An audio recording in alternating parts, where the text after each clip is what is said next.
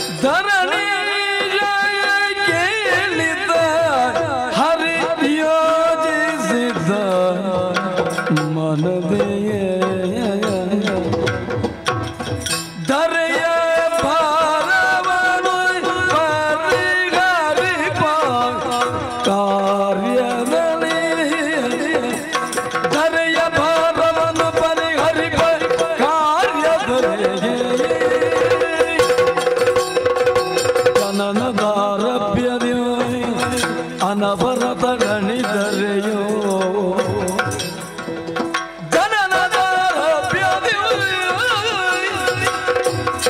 ಅನವರತ ಗಣಿದರೆಯೋ ರಣಗಳಿಗಲುಡಿದು ಸಜ್ಜನರ ಪೀಡಿಪರು ಧರಣಿ ಜಗ್ಗೇನಿದ್ದ ಹರಿ ಯೋಚಿಸಿದ್ದ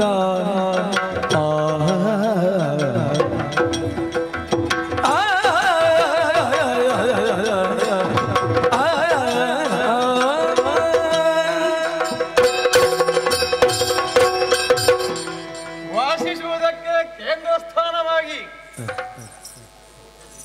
ಈ ದ್ವಾರಾವತಿಯನ್ನು ಇರಿಸಿಕೊಳ್ಳುವುದು ನಿಜವಾದರೂ ಕೂಡ ನನ್ನ ಚಿತ್ತದಲ್ಲಿ ಲಕ್ಷ್ಯವಿರುವುದು ಇಡೀ ಪ್ರಪಂಚ.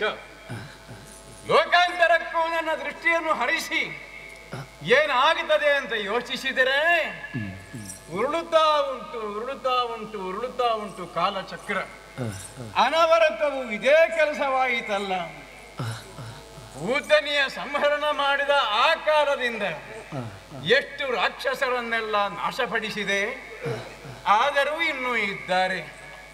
ಅಪ್ಪ, ವಯಸ್ಸೆಷ್ಟಾಯಿತು ಯೋಚಿಸಿದರೆ. ಹುಡುಗನಾಗಿದ್ದೆ, ಯುವಕನಾದೆ, ಅಪ್ಪನಾದೆ, ಅಜ್ಜನೂ ಆಗಿದ್ದೇನೆ. ಈಗಲೂ ಇಂಥದ್ದನ್ನೇ ನೋಡ್ತಾ ಇದ್ದೇನಲ್ಲ. ಇದ್ದಾನಂತೆ ಲೋಕಾಂತರದಲ್ಲಿ ಶೋಣಿತಾ ನಗರದಲ್ಲಿ ಬಾಣಾಸುರ ಕೇಳಿಬಲ್ಲೆ. ದುಷ್ಟನೂ ಹೌದು, ಶಿವಭಕ್ತನೂ ಹೌದು. ದೇವಲೋಕಗಳಿಗೆಲ್ಲ ದಾಳಿಯನ್ನು ಕೊಟ್ಟು ಸುಸ್ಥಿತಿಯಲ್ಲಿ ಧರ್ಮ ಇರದ ಹಾಗೆ ಮಾಡಿದ್ದಾನೆ ಎಂಬಂತ ವಾರ್ತೆ ಬಂದಿದೆ. ಅದರೊಂದಿಗೆ ನೋಡಿದಿರಾ ನಮ್ಮ ಈ ಯುವಕರ ಅವಸ್ಥೆ? ಯದುಕುಲದ ಈ ತಲೆಮಾರಿನ ಯುವಕರು ನಾವು ಮಾಡಿದ್ದನ್ನು ಮಾಡುವುದಕ್ಕೆ ಮುಂದಾಗುತ್ತಾರೆ. ಆದರೆ ಸೈದ್ಧಾಂತಿಕವಾದಂತ ನಿಲುಮೆ ಇಲ್ಲ. ಹೊಸ ಸುದ್ದಿ, ಮೊಮ್ಮಗ ಅನಿರುದ್ಧ ಇಲ್ಲ ಅಂತ ಆಗಿ ಹೋಗಿದೆ. ಹುಡುಕಬೇಕಾಗಿದಲ್ಲ, ಎಲ್ಲಿಂದ ಹುಡುಕುವುದು? ಹರಿಯೋದಿರುದಿರೆ ಸುರಮುನಿ ಬರಲು ಉಪಚರಿಸುವುದೆಂದ ಶ್ರೀಬರ ನಗುದಯ ಸ್ವಾರಿಯದ್ದಳಿಂದ ನರದ ಮುನೀಂದ್ರ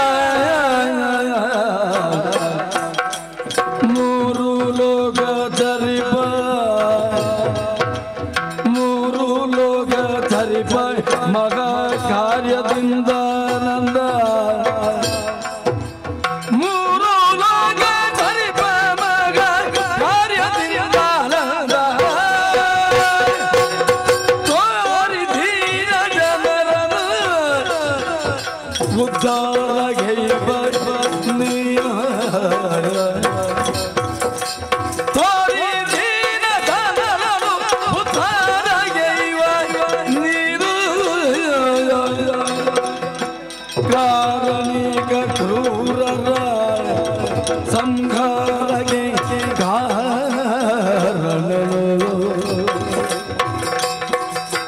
ಸ್ವರ್ಯದ ಬೆತ್ತನಿಂದ ನಾರದ ಮುನೀಂದ್ರ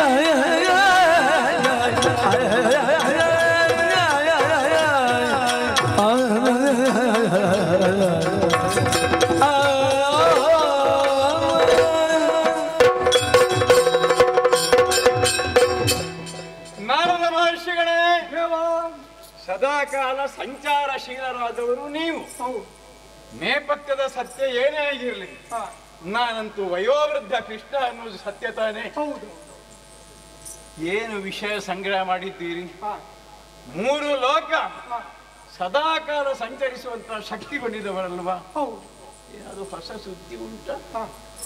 ಇದ್ದರೆ ಕೇಳಬೇಕು ಅಂತ ಆಸೆ ಉಂಟು. ವಿಚಾರ ಮಾಡಿದ್ದೇನೆ. ಸಂತೋಷ ಆಯ್ತು. ಸಂತೋಷ ಆಯ್ತು. ಒಂದು ಕೇಳಬೇಕೀಗ ನನ್ನಲ್ಲಿ. ಹೌದು, ಏನೋ ಒಂದು ಚಿಂತೆ, ಏನೋ ಒಂದು ಯೋಚನೆ ಮಾಡುತ್ತಿರುವ ಹಾಗೆ ಕಾಣ್ತಾ ಇದೆ ಅಲ್ವಾ? ಚಿಂತಾಮಗ್ನಾಗಿರುವಂತಹ ಕಾಲಕ್ಕೆ ನಿಮ್ಮ ಆಗಮನವಾಗಿದೆ. ನಿಮ್ಮಲ್ಲಿ ಹೇಳಿದ್ರೆ ಪರಿಹಾರ ಆದೀತು ಅಂತ ಒಂದು ಸೂಚನೆ ನನ್ನ ಮನಸ್ಸಿನಲ್ಲಿ ಈಗ ಮೂಡಿದೆ. ಏನು ವಿಷಯ? ಈ ಕಾಲದ ಹುಡುಗರ ಕಥೆ.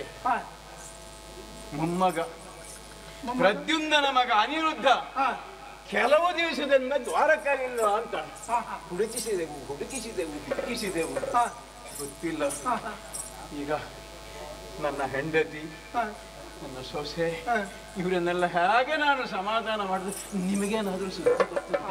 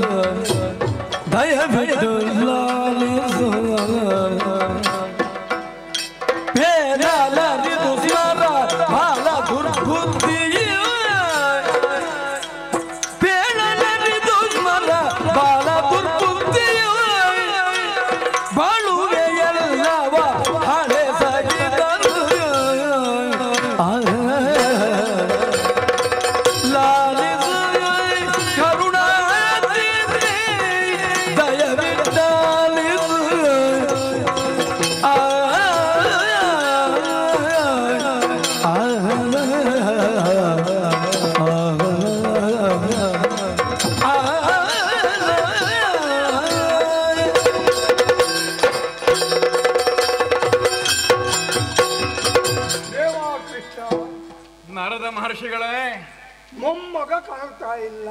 ಯಾಕೆಂದ್ರೆ ನನಗೆ ಸರಿ ಲೆಕ್ಕ ಇಲ್ಲ ಎಷ್ಟು ಮಕ್ಕಳಿದ್ದಾರೆ ಮೊಮ್ಮಕ್ಕಳಾಗಿ ಅಂತ ಹೇಳಿ. ಹೌದಪ್ಪ, ಒಬ್ಬೊಬ್ಬರಲ್ಲಿ 8 ಮಂದಿಯಲ್ಲಿ. ಆಮೇಲೆ ಇಲ್ಲಿ ಇದ್ದಾರೆ ಹಲವರೆಲ್ಲ, 100 ಸರಿಯಾಗಿ ಹೆಸರು ಗೊತ್ತಿಲ್ಲ.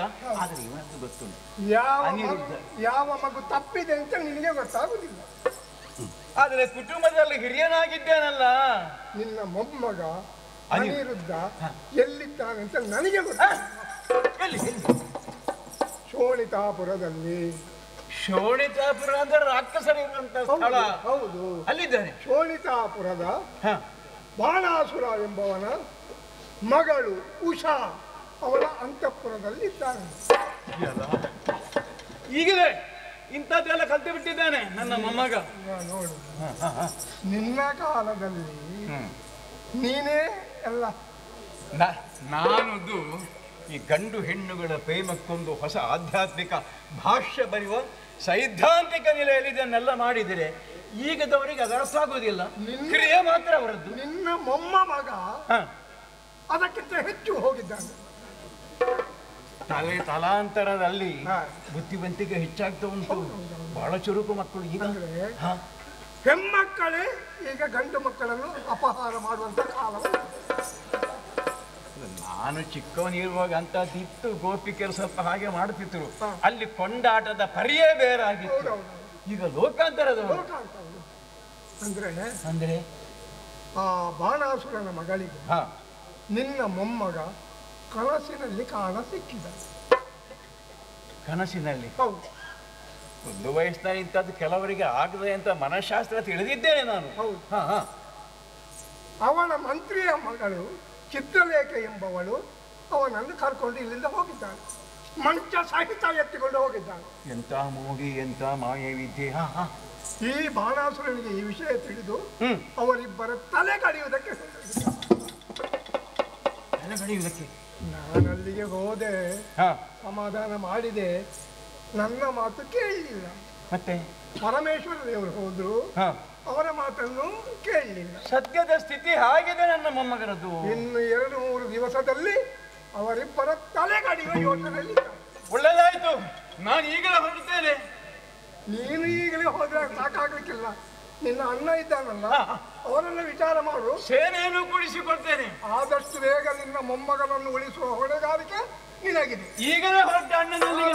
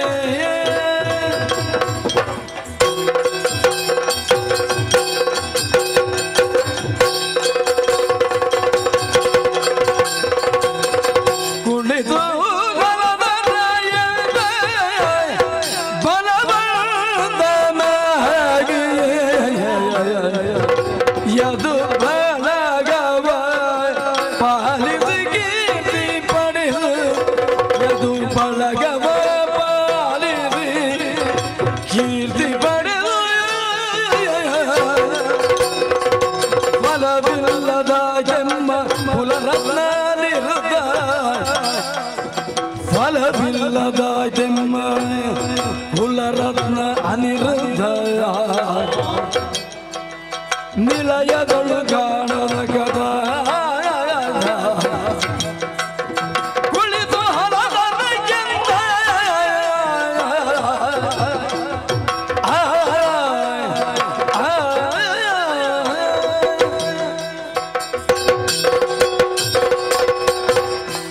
ನಾನು ಬಂದಾಗ ನಿಮ್ಮ ಹೊಗಳಿಕೆ ಇಲ್ವೋ?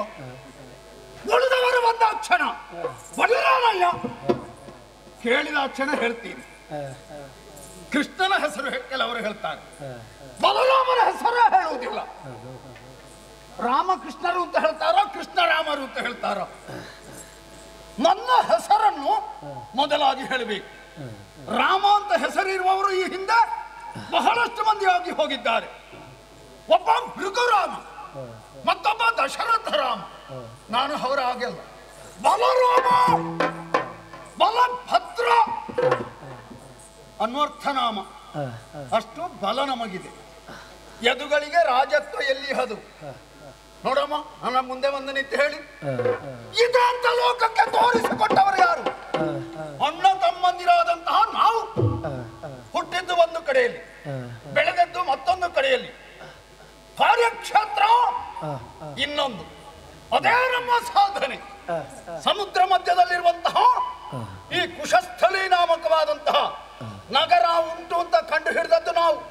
ನಮ್ಮ ಸಾಧನೆ, ನಮ್ಮ ಶೋಧನೆ, ಇದನ್ನು ಹೊಸ ನಗರವಾಗಿ ಪರಿವರ್ತಿಸಿದ್ದೇವೆ. ಇದೇ ದ್ವಾರಕೆ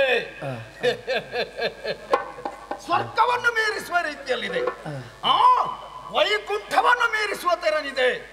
ಹೀಗೆಂದು ಋಷಿ ಮುನಿಗಳು ಕೊಂಡಾಡ್ತಾ ಇದ್ದಾರೆ. ಯಾದವರಿಗೆ ನಾಯಕ ನಾನು, ಬಲರಾಮ. ನಮ್ಮ ಬಗ್ಗೆ ಅಲ್ಲ ಸಲ್ಲದ ಮಾತು ಕೆಲವರು ಹಿಂದಿಂದ ಹೇಳ್ತಾರೆ, ಆದರೆ ಈಗ ಹೇಳುವ ಎದೆಗಾರಿಕೆ ಯಾರಿಗೂ ಇಲ್ಲ. ನಾವು ಕ್ಷತ್ರಿಯರಿಂದ ಯಾವುದರಲ್ಲಿಯೂ ಕಡಿಮೆಯವರಲ್ಲ. ಕ್ಷತ್ರಿಯರ ಜೊತೆ ನೆಂಟಸ್ತಿಗೆ ಮಾಡಿ ನಮ್ಮತನವನ್ನು ಉಳಿಸಿಕೊಂಡಿದ್ದೇವೆ. ಇಷ್ಟಕ್ಕೆಲ್ಲ ಕಾರಣ ರಾಮಕೃಷ್ಣರಾದಂತಹ ನಾವು ಹುಟ್ಟಿ ಈ ಕಾರ್ಯವನ್ನು ಮಾಡಿದ್ದೇವೆ ಎನ್ನುವಂತಹ ತೃಪ್ತಿ ನಮ್ಮಲ್ಲಿದೆ. ಯಾದವ ಪ್ರಮುಖರೆಲ್ಲ ಬಂದಿದ್ದಾರೆ, ಅವ ಕಾಣಿಸುವುದಿಲ್ಲ. ಅವನ ಕಾರ್ಯಕ್ಷೇತ್ರವೇ ಬೇರೆ. ಹೊತ್ತಿಗೆ ಸರಿಯಾಗಿ ಬರಲಿಕ್ಕಿಲ್ಲ, ಹೊತ್ತಿನ ಬೆಲೆ ಗೊತ್ತಿಲ್ಲದವ ಮತ್ತಾರು ಅಲ್ಲ, ಕೃಷ್ಣ ನನ್ನ ತಮ್ಮ. ಲೋಕದ ಜನ ಅವನನ್ನು ದೇವರು ಅಂತ ಹೇಳ್ತಾರೆ, ಆದರೆ ನನ್ನ ಬಳಿ ಬಂದಾಗ ಅಣ್ಣ ದೇವ, ಆ ದೇವರಿಗೂ ನಾನು ದೇವ.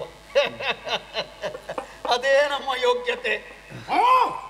ಸಿಂಹಾಸನದಲ್ಲಿ ಕುಳಿತಿದ್ದೇನೆ, ಎಲ್ಲ ಕಡೆ ದೃಷ್ಟಿ ಹಾಯಿಸ್ ಇಲ್ಲಪ್ಪ, ಹೊಣೆಗಾರಿಕೆ ಇಲ್ಲದೆ ಇದ್ದವರು ಹೀಗೆ ಅಲ್ಲಿ ಇಲ್ಲಿ ಸುತ್ತಾಡುವುದು, ಏನೋ ಬೇಡದ್ದು ಮಾಡುವುದು, ಮತ್ತೆ ಅದನ್ನು ಸರಿ ಮಾಡಬೇಕು ಅಂತಿದ್ರೆ ಅಣ್ಣನಾದಂತಹ ನಾನೇ ಮುಂದೆ ನಿಂತು ಅದನ್ನೆಲ್ಲ ಸರಿ ಹೊಂದುವ ಹಾಗೆ ಮಾಡಬೇಕು. ಕಾಣಿಸುವುದಿಲ್ಲವಲ್ಲ, ಏನು ಸುತ್ತ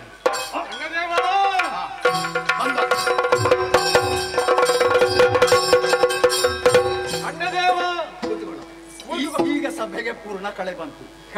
ಎಲ್ಲಿ ಹೋದೆ ಅಂತ ನಿನ್ನ ಬಗ್ಗೆ ಮಾತಾಡ್ತಾ ಇದ್ದೆ. ಸಭೆಯನ್ನು ವಿಸರ್ಜಿಸಬೇಕಾದಂತ ಕಾಲಾವಧಿಗೆ ಬಂದಿದೆ ಈಗ. ಕೃಷ್ಣ, ನಿನ್ನ ಮುಖ ಯಾಕೆ ಹೀಗೋ? ನಿನ್ ಗೊತ್ತಿಲ್ವಾ? ಸಂತೋಷ ಎದ್ದು ಕಾಣಿಸ್ತಾ ಇಲ್ಲ. ನನ್ನ ಮೊಮ್ಮಗ ಅನಿರುದ್ಧ ದ್ವಾರಕೆಯಲ್ಲಿ ಇಲ್ಲ ಅಂತ ಯಾವಾಗಿನಿಂದ ಸುದ್ದಿ ಉಂಟು. ಎಲ್ಲೋ ಹುಡುಗರ ಜೊತೆ ಆಟ ಆಡುವುದಕ್ಕೆ ಹೋಗಿ. ಕಾಲ ಬದಲಾಗಿದೆ ಅಣ್ಣ. ನಮ್ಮ ಕಾಲದಲ್ಲಿ ಕನ್ಯಾಪಹರಣ ಆಗುತ್ತಿತ್ತು. ಹೌದು, ಈಗ ಹಾಗಲ್ಲ.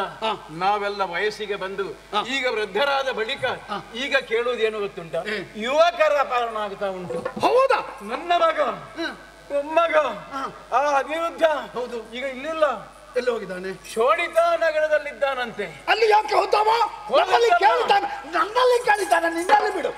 ಕೇಳಿದ್ದಲ್ಲ, ಶೋಣಿತಾ ನಗರದ ಅರಸನಾದಂತ ಬಾಣಾಸುರನ ಮಗಳು ಸಖಿಯ ಮೂಲಕವಾಗಿ ನನ್ನ ಮೊಮ್ಮಗನನ್ನು ಅಪಹರಿಸಿದ್ದಾನೆ. ಜೀವಾಪಹಾರ.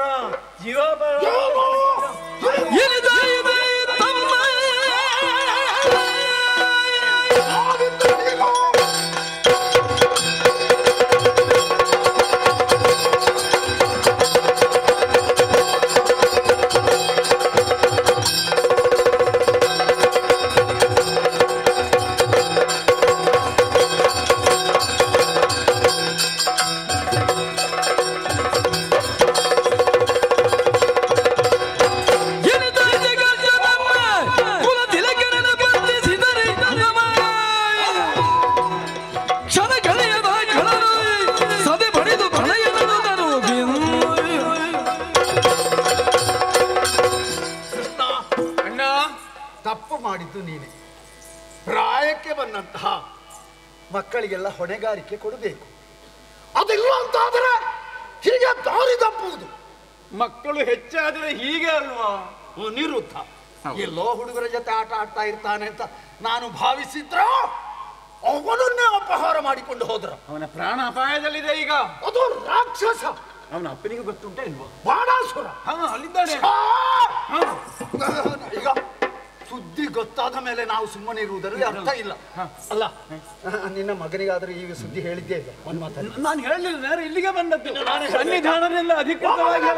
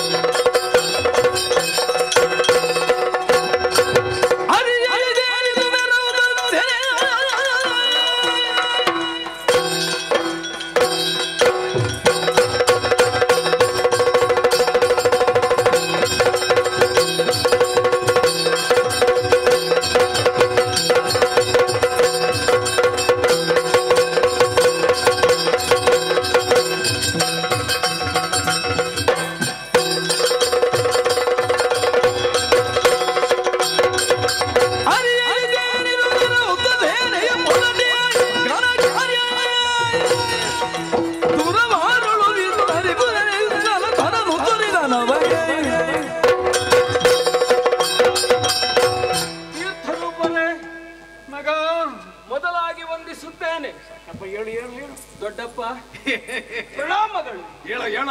ಅವಸರದ ಕರೆ ಯಾಕೆ? ಮಗನೇ ಇಲ್ಲಿ ಬಾ. ಏನ್ ದೊಡ್ಡಪ್ಪ? ನಿನ್ನ ಮಗ ಎಲ್ಲಿದ್ದಾನೆ? ಮೊಮ್ಮಗ ಎಲ್ಲಿದ್ದಾನೆ ಗೊತ್ತುಂಟು ನಿನ್ನ ನೀನು? ಮಗ ಎಲ್ಲಿದ್ದಾನೆ? ಗೊತ್ತಿಲ್ಲ, ಎಲ್ಲಿಗೋ ಹೋಗಿದ್ದಾನೆ. ಗೊತ್ತಿಲ್ಲ. ದಿನ ಎಷ್ಟಾಯ್ತು ಅಂತ ಲೆಕ್ಕ ಹಾಕಿದ್ದೇನೋ ನೀನು? ಈಗಿನ ಹುಡುಗರನ್ನೆಲ್ಲ ಕಾದಿಡ್ಲಿಕ್ಕೆ ಆಗ್ತದೆ? ಎಲ್ಲಿಗೆ ಹೋಗ್ತಾರೆ, ಎಲ್ಲಿಂದ ಬರ್ತಾರೆ, ಯಾವಾಗ ಹೋಗ್ತಾರೆ, ಯಾವಾಗ ಬರ್ತಾರೆ, ಯಾವಾಗ ನಿದ್ರೆ ಮಾಡ್ತಾರೆ, ಯಾವಾಗ ಹೇಳ್ತಾರೆ ಗೊತ್ತಿಲ್ಲ. ಹೊತ್ತಿಗೆ ಸರಿಯಾಗಿ ಊಟ ಮಾಡುವ ಹೊತ್ತಾದರೂ ನಮ್ಮ ಜೊತೆಯಾಗಿ ಅವರು ಇರ್ತಾರೆ. ಇರುವುದಿಲ್ಲ ಮಕ್ಕಳು ಈಗ. ಇರುವುದಿಲ್ಲ. ಅವ್ರಿಗೆ ಕೊಟ್ಟ ಸಲುವೆ ಹೆಚ್ಚಾಯ್ತು. ಅಪ್ಪನಿಗೆ ಮಗ ಬೇಡ ಆಗಬಹುದು, ಅಜ್ಜನಿಗೆ ಮೊಮ್ಮಗ ಬೇಕು. ಅಲ್ಲ ಇರಬಹುದು, ಆದ್ರೆ ಅಪ್ಪ ಅಮ್ಮನ ಮರ್ಯಾದೆ ಉಳಿಬೇಕು ಅಂತ ಇದ್ರೆ ಮಕ್ಕಳ ತಂಟೆಗೆ ಹೋಗಬಾರ್ದು. ಈಗ ಅವರಲ್ಲಿ ಪ್ರೀತಿ ತೋರಿಸಿದ ಹೆಚ್ಚಾಯ್ತು. ಏನಾಯ್ತು ಈಗ? ಎಲ್ಲಿದ್ದಾನೆ ವಿಷಯ ಹೇಳು. ಅಣ್ಣ ಮೊಮ್ಮಗ ಏನ್ ಮಾಡಿದ? ಮಗನೇ ಅನಿರುದ್ಧ ಕಾಣಿಸುವುದಿಲ್ಲ ಅಂತೆ. ಎಲ್ಲಿದ್ದಾನೆ? ದ್ವಾರಕೆಯಲ್ಲೇ ಇಲ್ಲಂತೆ. ಇರಬಹುದಪ್ಪ ಎಲ್ಲಾದ್ರೂ. ಎಲ್ಲಿಗೂ ತಿರುಗುವುದಕ್ಕೆ ಹೋದ್ದಲ್ಲ, ಅವನ ಅಪಹಾರ. ಅಪಹಾರ? ಹೌದು. ಯಾರಿಂದ? ಶೋಣಿತದ ಒಡೆಯ ಬಾಣಾಸುರ ಎನ್ನುವ ಆ ರಕ್ಕಸನಿಂದಾಗಿ. ಯಾಕಂತ? ಅವನ ಮಗಳ ಮಂತ್ರಿ ಅವರು ಇವರು ಜೊತೆ ಸೇರಿ ಅವನನ್ನು ಎತ್ತಿಕೊಂಡು ಹೋದಂತೆ. ಯಾಕಂತೆ? ಪ್ರದ್ಯುಮ್ನ, ನೀನು ಮನ್ಮಥ ಅಲ್ವಾ? ನಿನಗೆ ವಿಷಯ ಗೊತ್ತಿಲ್ಲ? ನನಗೆ ಗೊತ್ತಿಲ್ಲ. ಗಂಡು ಹೆಣ್ಣುಗಳ ಪ್ರಕರಣ ಇನ್ನು ಮುಂದೆ ನೀನೇ ತುಂಬಿಸುವುದಕ್ಕೆ. ಮಗನೇ, ಪ್ರೇಮ ಪ್ರಕರಣವಾ? ಹೌದು. ಈಗ ಸೆರೆಮನೆಯಲ್ಲಿ ಇರಿಸಿದ್ದಾರಂತೆ. ಮಗನು ಬಂಧ ವಿಮೋಚನೆ ಮಾಡುವೇಡ. ದೊಡ್ಡಪ್ಪ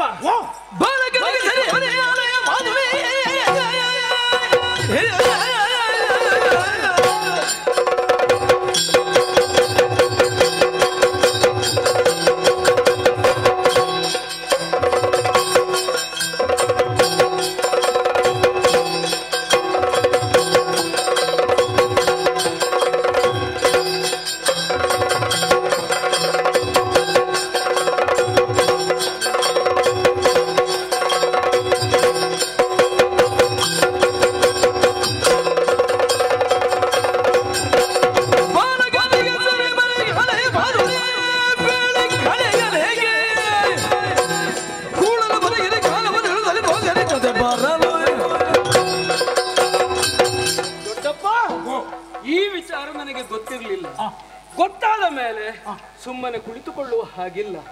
ಈ ಕ್ಷಣ ಆ ರಾಕ್ಷಸನ ರಾಜ್ಯಕ್ಕೆ ಅಭಿಯೋಗವನ್ನು ಮಾಡಿ ನನ್ನ ಮಗನನ್ನು ಬಿಡಿಸಲೇಬೇಕು. ನಮ್ಮ ಮನೆಯ ಹುಡುಗ ಅಂತ ಗೊತ್ತಿತ್ತು, ಅವ ಸೆರೆಮನೆಯಲ್ಲಿ ಇರಿಸಿದ್ದಾನೆ ಅಂತ ಆದ್ರೆ ಅವನಿಗೆ ಧೈರ್ಯ ತುಂಬಿ ಈ ಕಾರ್ಯಕ್ಕೆ ಪ್ರಚೋದನೆಯನ್ನು ಕೊಟ್ಟ ಕೈವಾಡ ಇರಬೇಕು. ಇರಬಹುದು, ಏನೇ ಇರಲಿ, ಅದು ಮುಖ್ಯ ಅಲ್ಲ. ನಾವು ಮಾತ್ರ ಹೋಗುದಲ್ಲ, ಸೇನೆ ಬೇಕು. ಅದು ಸೇನೆ ಬೇಕು. ಎಲ್ಲಿ ಸಾಧ್ಯ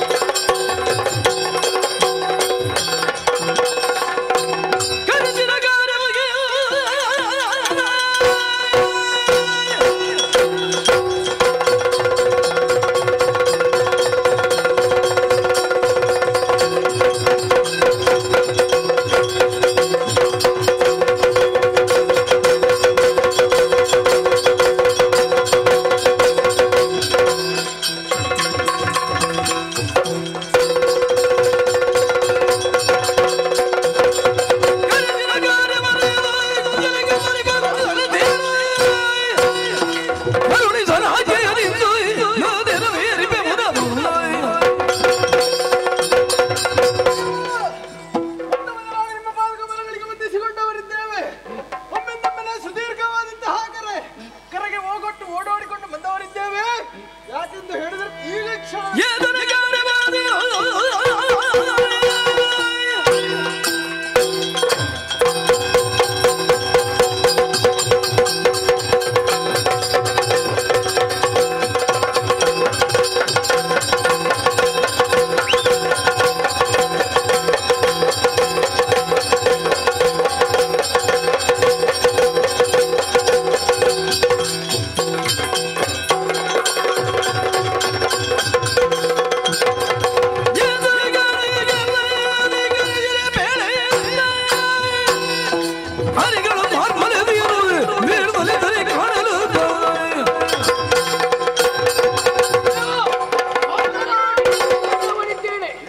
ಅನಿರೀಕ್ಷಿತವಾದಂತಹ ಕರೆಗೆ ಹೂ ಕೊಟ್ಟು ಓಡಿ ಬಂದವನಿದ್ದೇನೆ.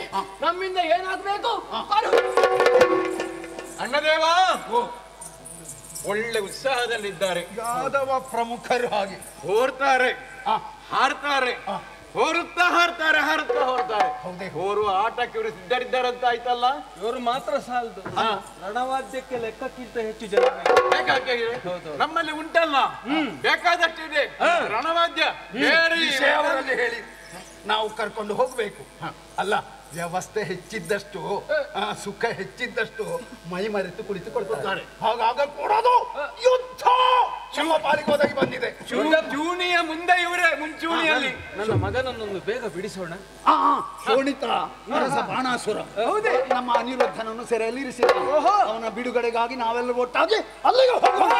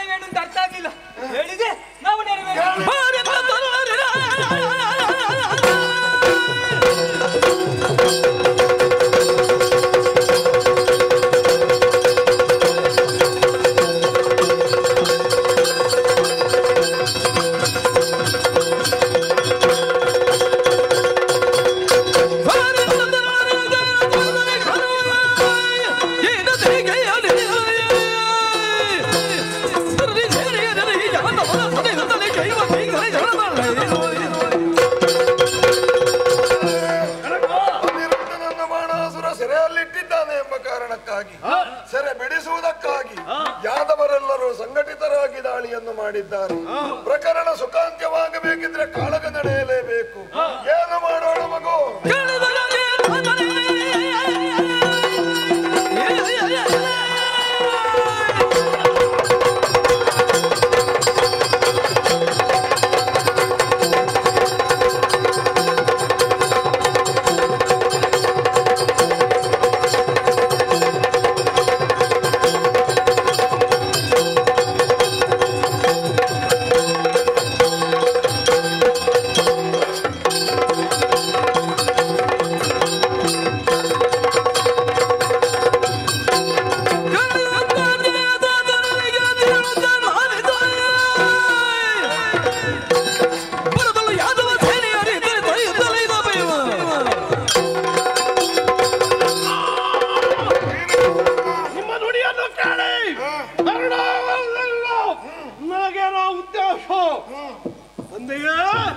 ಯಾದವ ಸೇನೆ ಬರ್ತಾ ಇದೆ, ಅದನ್ನು ಹಿಮ್ಮೆಟ್ಟಿಸುವುದಕ್ಕಾಗಿ ಶಿವ ಸೇನೆ ಸನ್ನದ್ಧವಾಗಿದೆ.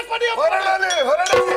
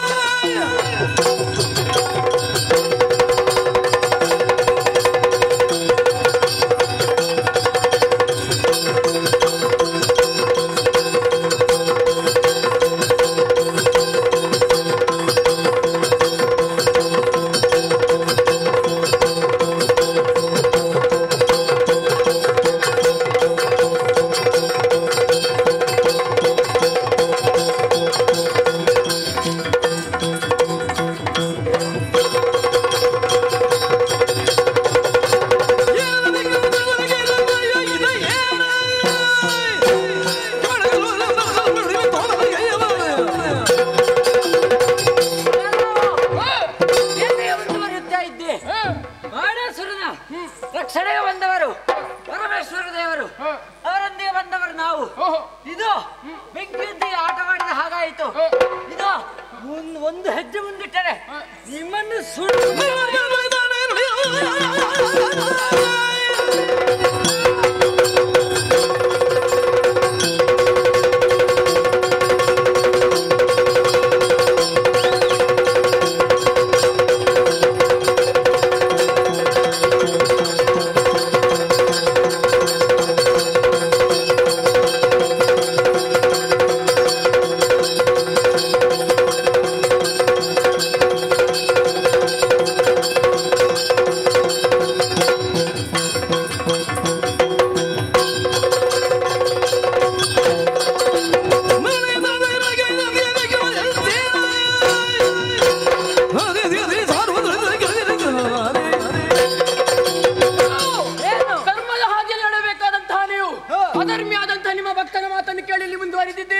ಹಾಗಾಗಿ ಹೇಳ್ತಾ ಇದ್ದೇನೆ, ಕಟ್ಟಿದಂತಹ ಅನಿರುದ್ಧನ ಬಿಟ್ಟರೆ ಲೇಸು, ಇಲ್ಲವಾದ್ರೆ ತಡ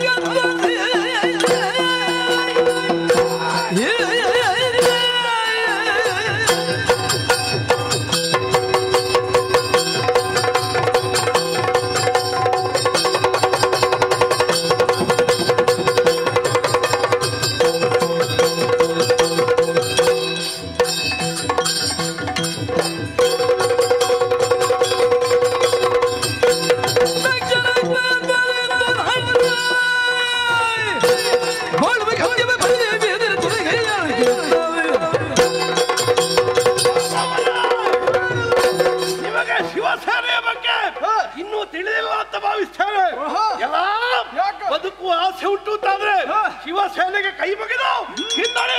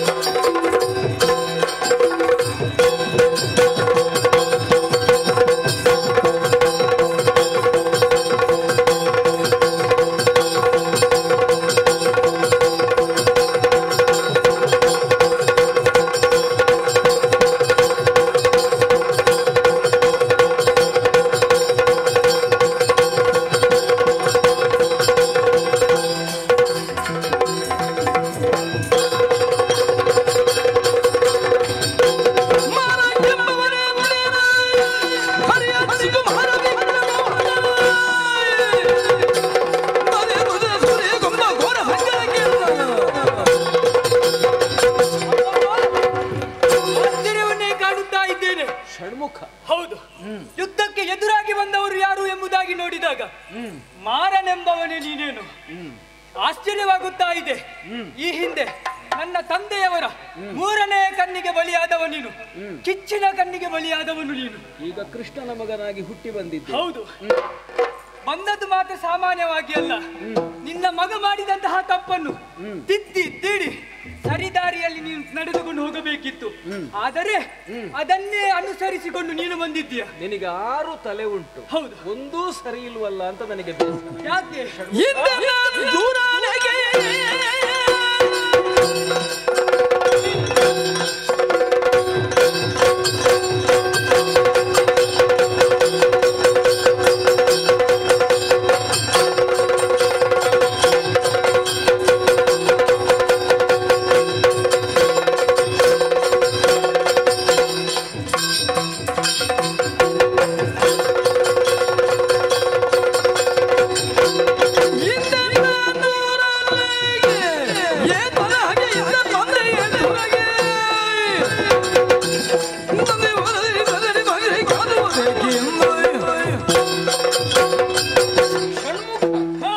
ಸಣ್ಣ ಮಗುವಾಗಿರುವಾಗಲೇ ಮದುವೆಯಾದವನು ನೀನು. ಹೌದು, ಪ್ರೇಮದ ಕಾಮದ ಕಾವು ಹುಟ್ಟುವುದಕ್ಕಿಂತ ಮುನ್ನ ಮದುವೆಯಾದವನಿಗೆ ಹೆಣ್ಣು ಗಂಡುಗಳ ಹೃದಯದ ಸಂವೇದನೆ ಹೇಗೆ ಅರ್ಥ ಆಗುವುದಕ್ಕೆ ಸಾಧ್ಯ? ಒಬ್ಬ ಹೆಣ್ಣಿಗೆ ತನ್ನ ಸಂಗಾತಿಯನ್ನು ಆರಿಸಿಕೊಳ್ಳುವ ಅಧಿಕಾರ ಇಲ್ಲವೇ? ಇರಬೇಡವೇ?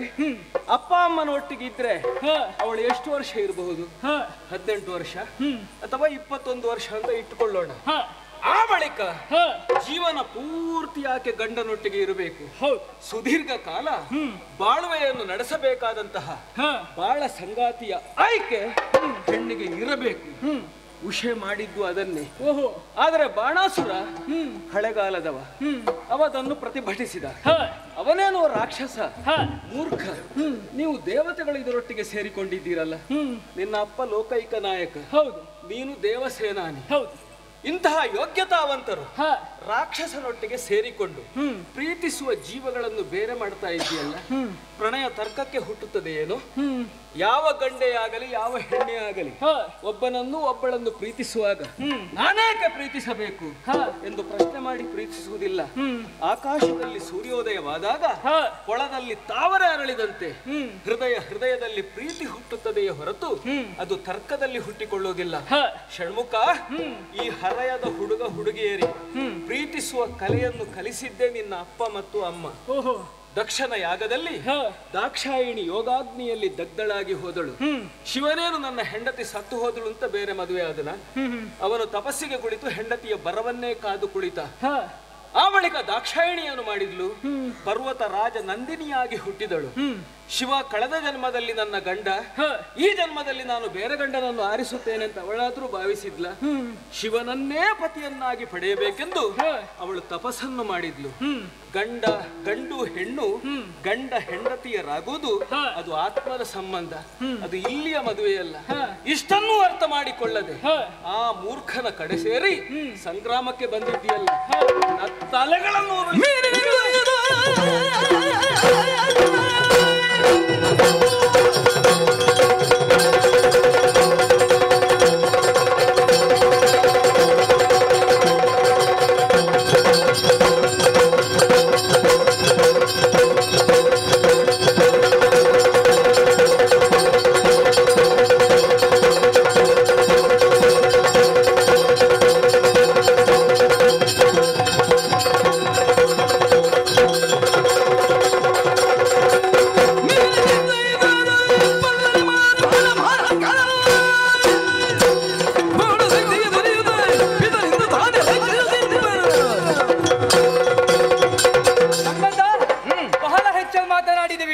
ನೀನು ಹೆಚ್ಚು ಹಾರಿದ್ದೆ, ಅದಕ್ಕೆ ನಾನು ಹೆಚ್ಚು ಮಾತಾಡಿ. ಓಹೋ, ಎರಡನ್ನು ಸಮನ್ವಯ ಮಾಡು.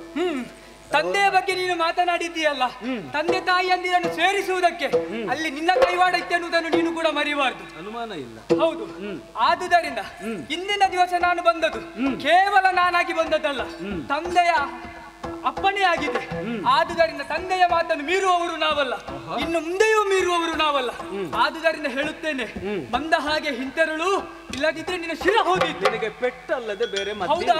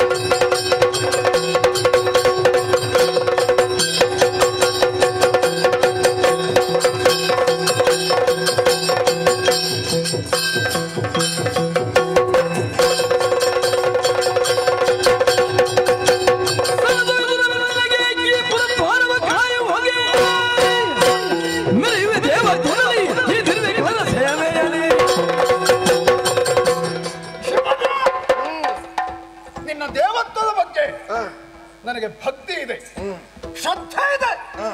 ಆದರೆ ಬಾಣನ ಪರವಾಗಿ ಯುದ್ಧಕ್ಕೆ ಬಂದಂತಹ ನಿನ್ನಲ್ಲಿ ನನಗೆ ನಂಬಿಕೆ ಇಲ್ಲದಾಗಿ ಹೋಗಿದೆ. ಹೌದಾ? ಕೈಲಾಸದಲ್ಲಿರಬೇಕಾದವ ಭಕ್ತರ ಬಂಧು ಜಗನ್ನಾಥ ನೀನು. ಎಲ್ಲರನ್ನೂ ಸಮಾನ ದೃಷ್ಟಿಯಿಂದ ಕಾಣಬೇಕು. ದುಷ್ಟರನ್ನು ಯಾವಾಗಲೂ ದೂರ ಇರಿಸಿ ಹೀಗೆಂದು ನಾವು ತಿಳಿ ಹೇಳುವರು. ಅಂತ ನೀವ ದುಷ್ಟ ಬಾಣನಿಗೆ ಏನೋ ಧೈರ್ಯವನ್ನು ತುಂಬಿ ಪ್ರಚೋದನೆಯನ್ನು ನೀಡುವ ತರದಿಂದ ಯುದ್ಧಕ್ಕೆ ಬಂದಿರೋ, ಶೋಣಿತದಲ್ಲಿ ನೆಲೆಯಾಗಿದ್ದೀರೋ.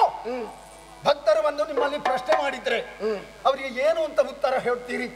ಆದ ಕಾರಣ ಎಲ್ಲರಿಂದಲೂ ಪೂಜೆಯನ್ನು ಕೈಗೊಳ್ಳುವಂತಹ ನೀವು ನಾಳೆಯ ದಿನ ಪೂಜೆ ಇಲ್ಲದೆ ನನಗೆ ಪೂಜೆಯನ್ನು ಕೊಡಿ ಅಂತ ಬೇಡುವ ಸ್ಥಿತಿಯನ್ನು ತಂದುಕೊಂಡಂತಾಗ್ತದೆ. ಆದ ಕಾರಣ ಕೇಳ್ತೇನೆ, ಯಾಕೆ ಬಂದಿರಿ ಹೇಳಿ. ನನಗೆ ಬೇಡಿ ಅಭ್ಯಾಸ ಉಂಟು, ನಿನ್ನನ್ನು ಬೇಡಿಸ್ತೇನೆ ಬಾ.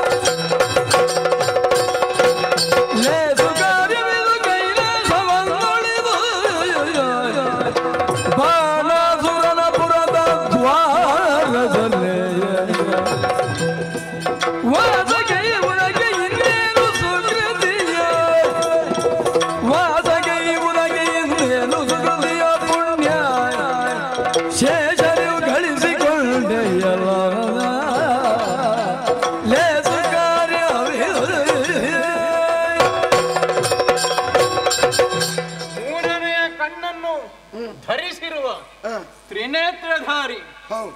ಯಾವುದೇ ಸಂಗತಿಯನ್ನು ಯಾವುದೇ ವಿಷಯವನ್ನು ಪಕ್ಷಪಾತವಿಲ್ಲದೆ ಪೂರ್ವಾಗ್ರಹವಿಲ್ಲದೆ ಪರಾಮರ್ಶೆ ಮಾಡಿ ತೀರ್ಮಾನ ಕೈಗೊಳ್ಳಬೇಕು.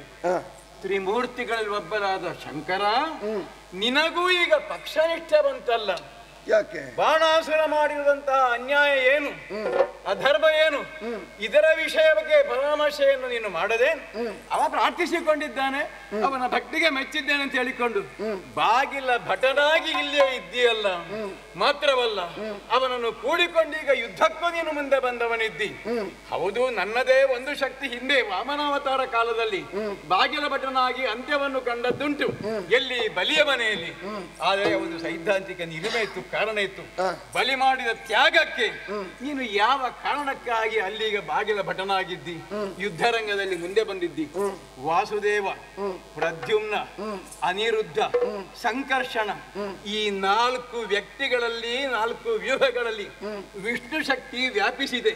ನಾವು 4 ಬಂದಿದ್ದೇವೆ ಇಲ್ಲಿ, ನಮ್ಮನ್ನು ಎದುರಿಸಿದೆಯಲ್ಲ, ಆಗಲಿಕ್ಕಿಲ್ಲ ನಿನ್ನಿಂದ. ನಾರಿಯರ ಮಂದಿರದಿ ಸೇರಿದಿಲ್ಲ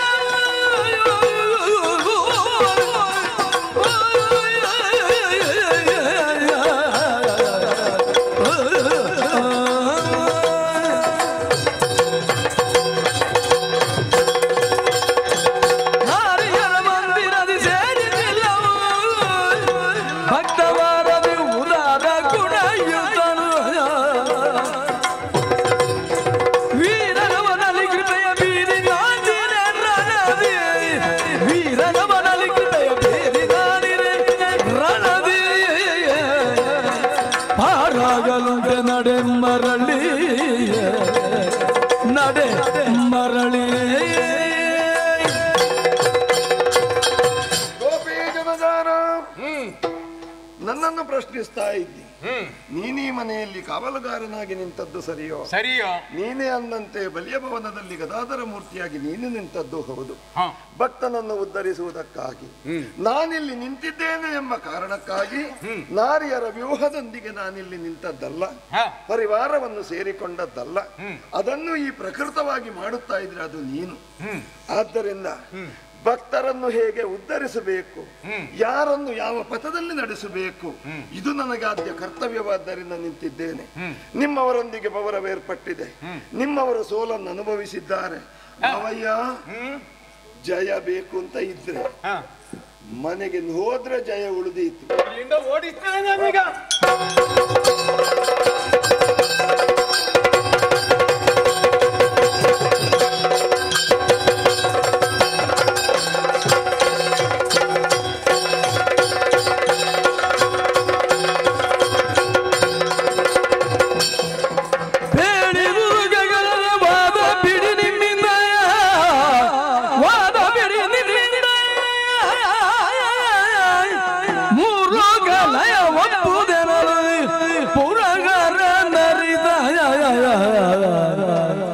ಶ್ರೀಲೋಲ ಕಾದೋದು ವಿಹಿತ ಪರಕಾರ್ಯಗೆ ನಗೆ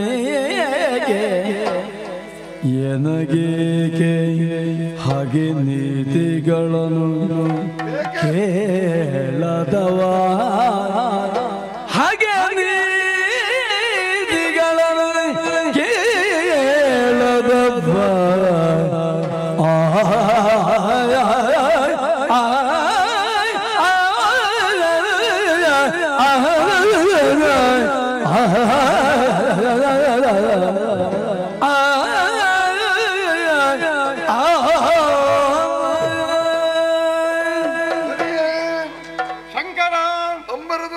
ನುಡಿಯನ್ನ ಆಲಿಸಿದೆಯಾ? ಆಕಾಶವಾಣಿಯನ್ನು ಕೇಳಿದೆ ನಾನು ಕೂಡ. ಈರುವರು ಕದನದ ಕಳಕ್ಕಿಳಿದು ನೀವು ಕಾದಾಟವನ್ನು ಮಾಡಿದ್ರೆ ಪ್ರಪಂಚವೇ ಲಯವಾಗಿ ಹೋದೀತು. ಏಕೆಂದರೆ ನಾವು ಹೋರಾಟ ಮಾಡುವುದಕ್ಕಿಂತ ಮೊದಲು ಅವ್ಯಕ್ತವಾದಂತಹ ನಮ್ಮ ಶಕ್ತಿ, ನಿನ್ನ ಶಕ್ತಿ, ಅದು ಶೈವ ಜ್ವರ, ನನ್ನ ಶಕ್ತಿ ವೈಷ್ಣವ ಜ್ವರ, ಅವರೊಳಗೆ ಆ ಜ್ವರಗಳ ಒಳಗೂ ಯುದ್ಧ ಆಯಿತು. ಅಲ್ಲಿಯೂ ತೀರ್ಮಾನ ಆಗಲಿಲ್ಲ. ನಾವು ಹೋರಾಟ ಮಾಡಿದೆವು.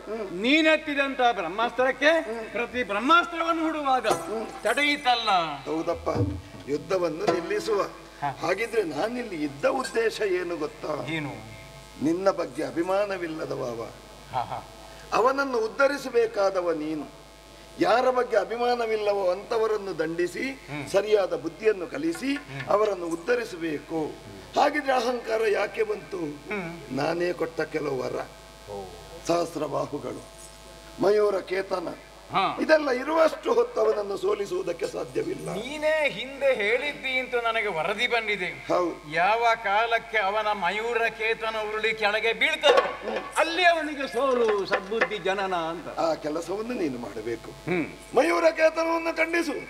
ನಾನು ಕೊಟ್ಟಂತಹ 998 ಕರಗಳನ್ನು ಕತ್ತರಿಸು. ಕೇವಲ ದಿನಚರಿಗೆ ಮಾತ್ರ 2 ಕೈ, ಅಷ್ಟನ್ನು ಉಳಿಸು. ಕೊಲ್ಲಬೇಡ, ಆಯ್ತಾ? ಕೊಲ್ಲುವುದಿಲ್ಲ, ಕೊಲ್ಲಬಾರದು. ತಿದ್ದುತ್ತೇನೆ. ತಿದ್ದು. ಒಳ್ಳೆಯದು ಬೇಕು, ಕೆಟ್ಟದ್ದು ಬೇಕು, ಎಲ್ಲಿ ಯಾವುದು ಹೇಗೆ ಇರಬೇಕು ಅಂತ ನಮ್ಮ ವಿವೇಚನೆ. ಯುದ್ಧವನ್ನು ಮುಂದುವರಿಸಿ.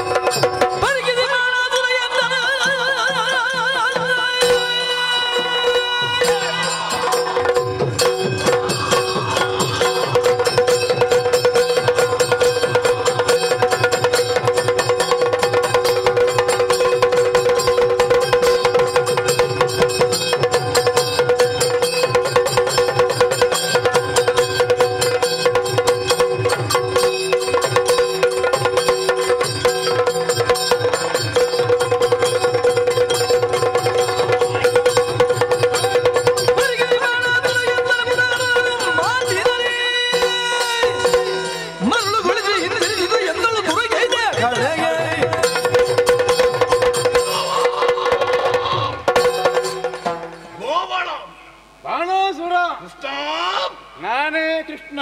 ಎಲ್ಲ ನಿನ್ನ ಬುದ್ಧಿಯೇ. ಆ ನಿನ್ನ ಮೊಮ್ಮಗ ನೀನು ನಮ್ಮ ಅಂತಃಪುರಕ್ಕೆ ಬಂದು ನನ್ನ ಮಗಳ ಜೊತೆಯಲ್ಲಿ ಚಕ್ಕಂದಾಡುವುದಕ್ಕೆ ಪ್ರಾರಂಭ ಮಾಡಿದ್ರೆ ಅದನ್ನು ನಾನು ನೋಡಿ ಸುಮ್ಮನಿರ್ಬೇಕೇನೋ? ಇಷ್ಟು ದೊಡ್ಡದಾಗಿ ಬೆಳೆದಿದ್ದಿ, ವಯಸ್ಸಾಗಿದೆ. ವಯಸ್ಸಾಗಿದೆ. ಅಜ್ಜನಾಗಿದ್ದೇನೋ. ಯಾವಾಗ ಅಜ್ಜನಾದಕ್ಕೆ ಏನಾದ್ರು ಸಾರ್ಥಕತೆ ಉಂಟಾ? ಮೊಮ್ಮಗನಿಗೆ ಬುದ್ಧಿ ಹೇಳುವುದು ಬಿಟ್ಟು ಈ ರೀತಿಯಾಗಿ ತಿರುಗಾಟಕ್ಕೆ ಬಿಟ್ಟಿದ್ದೀಯಲ್ಲ ಕೃಷ್ಣ. ನನ್ನಲ್ಲಿ ಯುದ್ಧಕ್ಕೆ ಬಂದಿದ್ದೀರಿ. ಬಾಣಾಸುರನ ಯೋಗ್ಯತೆ ನನಗೆ ಗೊತ್ತಿಲ್ಲ. 1000 ಬಾಹುಗಳನ್ನು ಹೊಂದಿದ್ದೇನೆ. ನೋಡ್ತೇನೆ ಅದನ್ನು. ಮಯೂರ ಕೇತನವಿದೆ. ಇದನ್ನು ಮೀರಿ ನೀನು ಮುಂದುವರೆದಿದೆ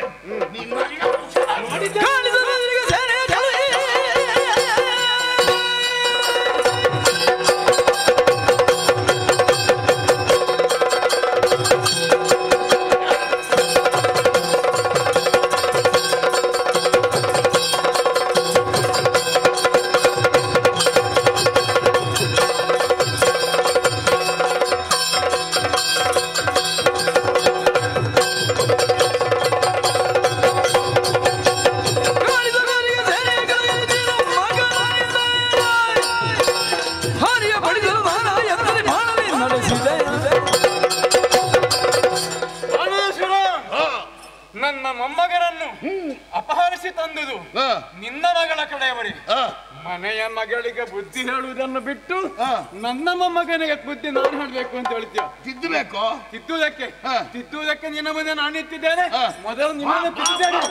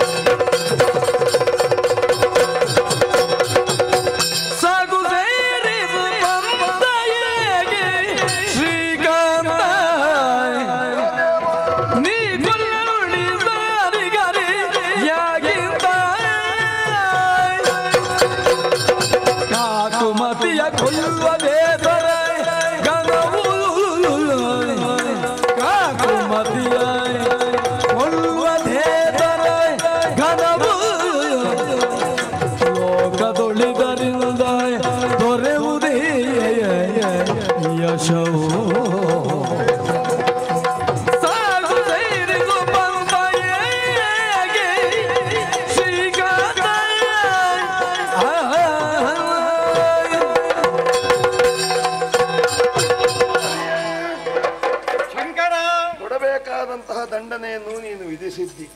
ಯುದ್ಧದ ಆವೇಶದಲ್ಲಿ ಕೈ ಕತ್ತರಿಸುತ್ತಾ ಹೋದೆ. ಯುದ್ಧದ ಅಪಾಯವ ಹಾಗೆ. ಒಮ್ಮೆ ಅದರ ಆವೇಶಕ್ಕೆ ನಾವು ಒಳಗಾದೆವಂತಾದೆ ಏನು ಮಾಡ್ತೇವೆ ಅಂತ ಗೊತ್ತಾಗುದಿಲ್ಲ. ನೀನು ತಡೆಯದಿರ್ತಿದ್ದೆ, ಕೊನೆ 2 ಕೈ ಕೂಡ ಹೋಗುತ್ತಿತ್ತು. ಕೊಲ್ಲಬಾರದು. ನನ್ನ ಭಕ್ತನಲ್ವೇ, ನನ್ನ ಭಕ್ತನನ್ನು ನನ್ನ ಕಣ್ಣಿದ್ದಿರು ಸಾಯುವುದಕ್ಕೆ ನಾನು ಬಿಟ್ಟೆ ಅಂತ ಆದ್ರೆ ಭಕ್ತನಾಗಿ ಅವನನ್ನು, ದೇವರಾಗಿ ಅವನನ್ನು ಉದ್ಧರಿಸಿದ ಹಾಗಾಗ್ತದೋ?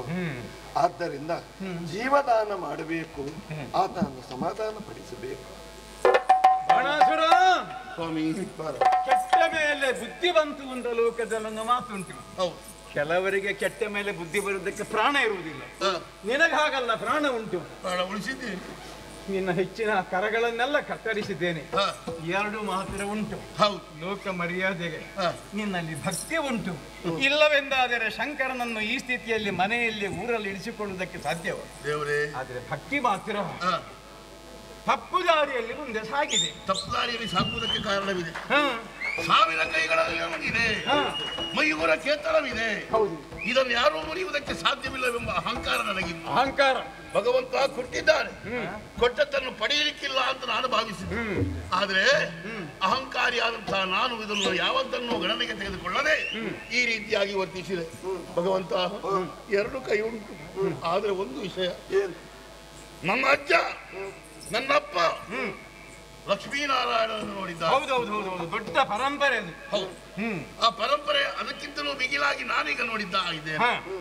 ಪರಮೇಶ್ವರ, ಗೋವಿಂದ ಇಬ್ಬರು ಜೊತೆಯಾಗಿ ಕಾಣುವುದಕ್ಕೆ ನನ್ನ ಅಜ್ಜನಿಗೂ ಸಾಧ್ಯವಾಗಲಿಲ್ಲ. ಈಗ ನಿನ್ನ ಮನಸ್ಸು ಸಿದ್ಧವಾಯಿತಲ್ಲ? ಖಂಡಿತವಾಗಿಯೂ ಸಿದ್ಧವಾಗಿದೆ. ಈಗ ಒಂದು ಸ್ಥಳದಲ್ಲಿ ಇರಬೇಕು ಅಂತ ಆಗಿದೆ. ದೇವರೇ, ಮುಂದೆ ನಿಮ್ಮ ಅಪ್ಪಣೆಯಂತೆ ನಾನು ಮುಂದಡಿ ಇರ್ತೇನೆ. ಅಪ್ಪಣೆ ಆಗಬೇಕು. ಅವನಿಗೆ ಇರುವುದಕ್ಕೆ ಒಂದು ಸಿದ್ಧವಾದ ಕಟ್ಟೆಯನ್ನು ನೀನೇ ಮಾಡಿ ಕೊಡಬೇಕು. ಸಿದ್ಧ ಕಟ್ಟೆಯಲ್ಲೇ ಇರಿಸೋಣ ನಾವು. ಯಾಕೆ? ಹೌದು, ನಿನಗೊಂದು ಸಿದ್ಧ ಕಟ್ಟೆ, ನಾನೊಂದು ಕಟ್ಟೆ ಕಟ್ಟಿದ್ದೇನೆ, ಅದರಲ್ಲಿ ನೀವು ನಾನು ನಿರ್ಮಿಸಿದಂತಹ ಆ ಸಿದ್ಧವಾದ ಕಟ್ಟೆ ಅಂದ್ರೆ ನನ್ನ ಹೃದಯ, ಅಂದ್ರೆ ಎದೆಯ ಭಾಗ.